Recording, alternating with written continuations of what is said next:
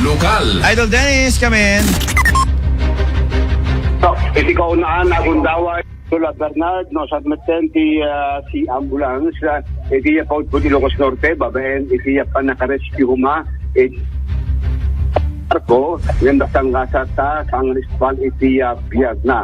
Segon ti NDRM, nakawag da iti tawag, manipod ti Philippine Coast Guard, nga da iti apat patulong for emergency evacuation, iti barko, ngayon iti lugar, para iti panitaran ng hospital sa iti pasyente, nga may isang Indian National, yung dati kahit medyo marigatan nga makaangis ba iti kaadana iti uneg iti barko Idol Bernard.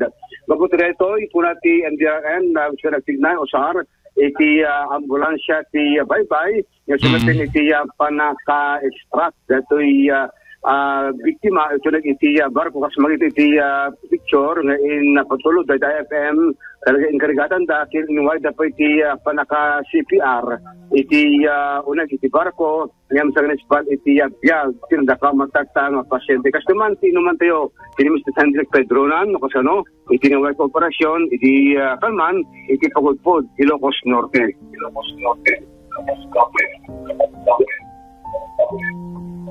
Wait lang, Idol Bernard, kita medyo ko na ito audio ta medyo hangat rin. Kami doon, pagkarating po namin doon sa vessel, agad na pinuntahan namin yung pasyente.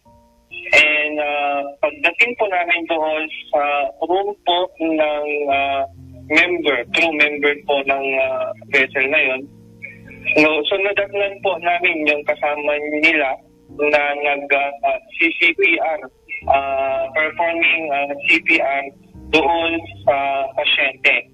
And after that, our medical team, our medical personnel advised to extract the patient and transport to the nearest hospital. Pagkarating po sa hospital, the clinic physician po immediately declared that the patient is already had an RI. So, yun po yung nangyari. Siguro, dahil na din po sa medyo matagal na din po yung pangyayari. Kasi,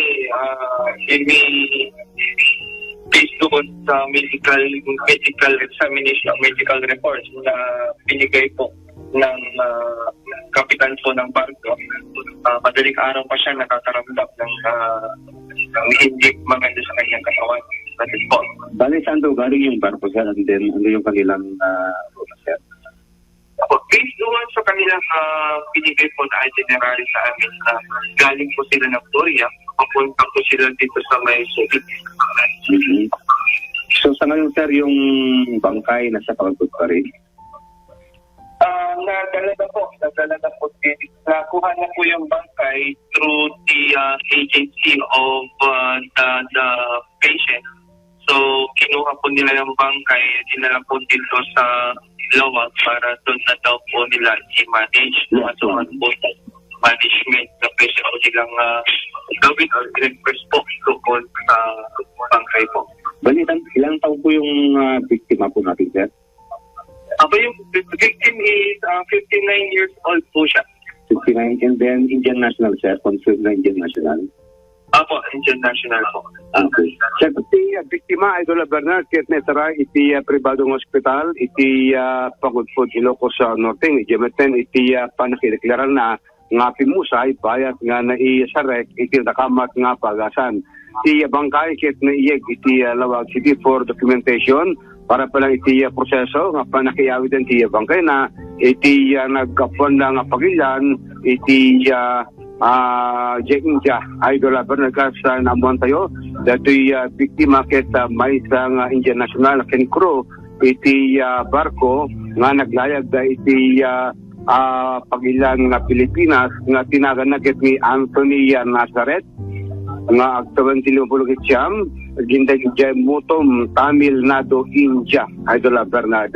Pwede ka aduana nga iti ship high SGCE may isang oil tanker dato'y nagluwanan da nga agapot at South Korea nagturong na kuma ijaya Subic Idol Bernard ngin bait ka dari iti Bato Ilocos Norte talagang hang makaangasan na biktima iso nga nakidotulong iti Philippine Coast Guard through RHO para iti panagitaray na kumita hospital ngin nag-expire iti biktima pa at kinisarek iti hospital.